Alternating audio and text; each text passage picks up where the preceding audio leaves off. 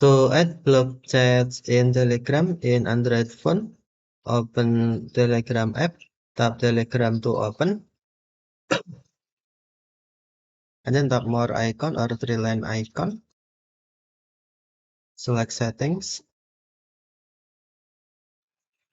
and then tap privacy and security. Select block users, and then tap block user,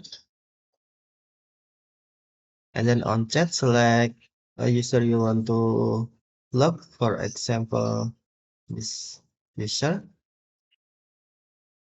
Are you sure you want to block? And then tap block user. Okay, thank you for watching. Have a nice day.